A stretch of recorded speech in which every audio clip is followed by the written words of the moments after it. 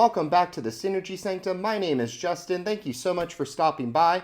Here at the Synergy Sanctum, we specialize in all things related to Magic the Gathering, with a specific focus on deck building. So I aim to show you very quick deck text that'll show you all of the cards in the deck and how they work together to ultimately achieve the goals of that deck. If you're not already, please like, share, and subscribe to our channel. We really appreciate that. And we also have a sister channel now, so head on over to Commander Coliseum and check out their content as well. And for today's deck tech, we have Slimefoot the Stowaway, an EDH sacrifice combo deck here. Very, very competitive, very consistent, just a really solid deck all around. So Slimefoot says that whenever a saproling you control dies, Slimefoot the Stowaway deals 1 damage to each opponent and you gain 1 life. So just so many ways of breaking this with the sacrifice synergy here. And he also has the ability to make a saproling himself.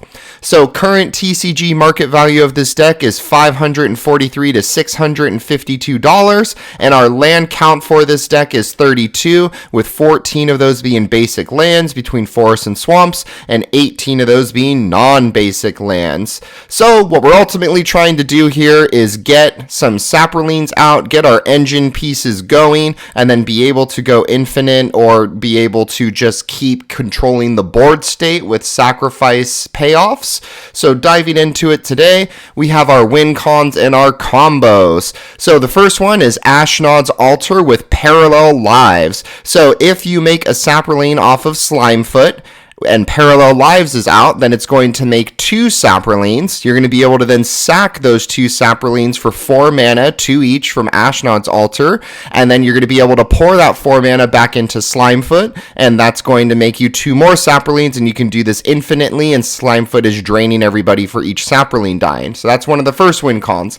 The next one is Spore Mound and Life and Limb. So Spore Mound says whenever a land enters the battlefield, you get to make a saproling, and then Life and Limb turns all of your forests and all of your saprolings into 1/1 green saproling creatures and forest lands in addition to their other types. So it's basically turning your saprolings into lands and your lands into saprolings. So whichever one you do first, once these 2 are out, is going to then make an infinite amount of saprolings, and then you just need a sacrifice outlet to kill them and benefit off of Slimefoot.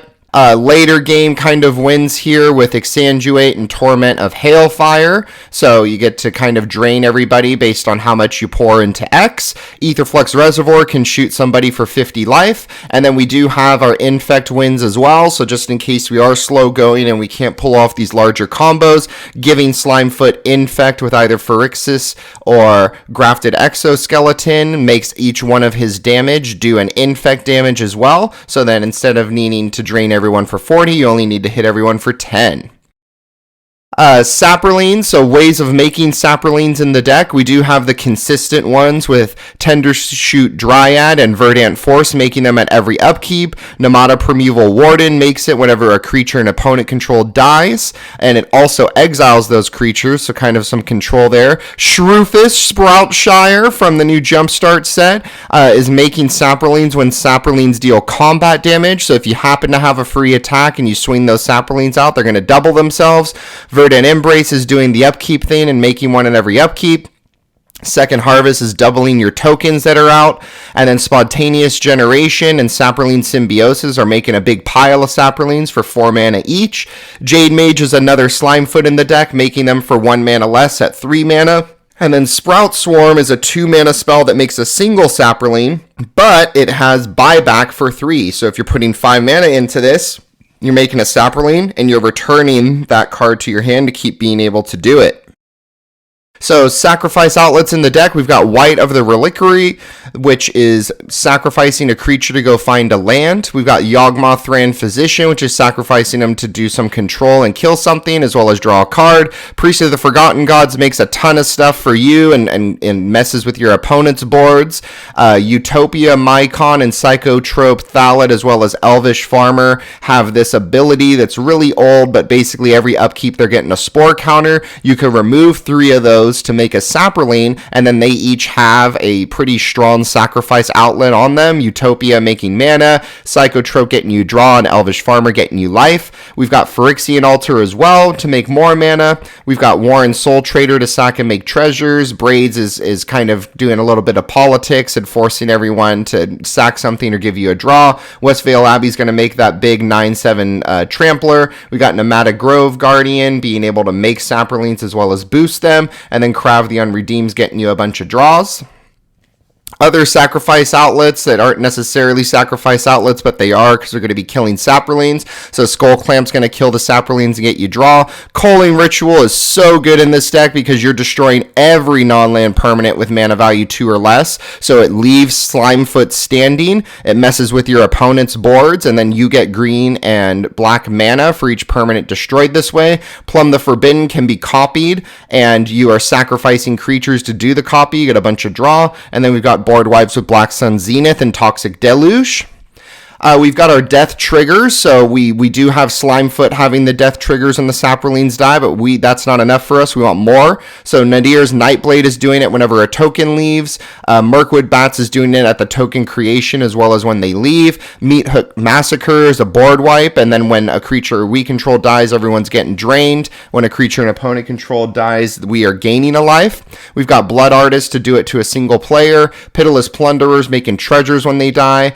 Bastion of Remembrance is doing that single ping drain, and then we're running Dictate of Erebos and Grave Pact. So if we're going to sacrifice something or a creature's going to die on our side, it's going to force opponents to sacrifice things. Mazarek is giving everybody +1 counters off of every sack, and that's a permanent sack, so treasures count. And then Moldervine Reclamation is getting us draw.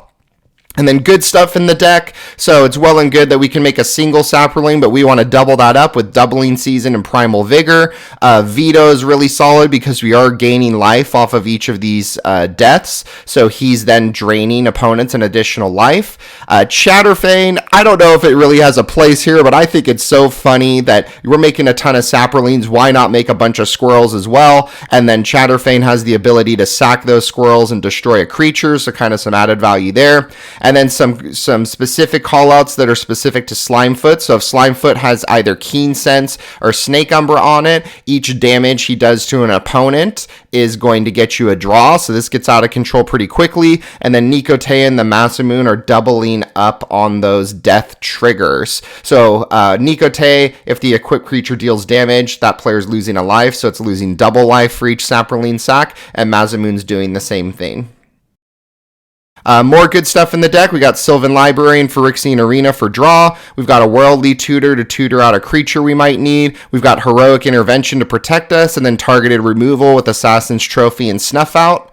And then our mana base for the deck, we are running Soul Rain and Birds. We have Farseek and Cultivate to go and find us lands.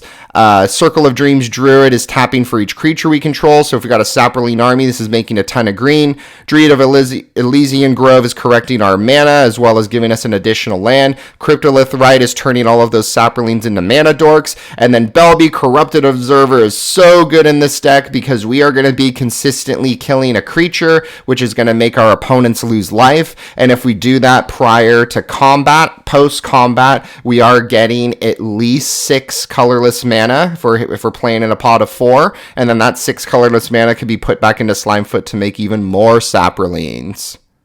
And with that, our show has come to an end. Thank you so much for watching our video, and if you enjoyed that video, feel free to share it out with any friends who might find value in it as well. Thank you so much for stopping by. We hope to see you again soon. Have a good one.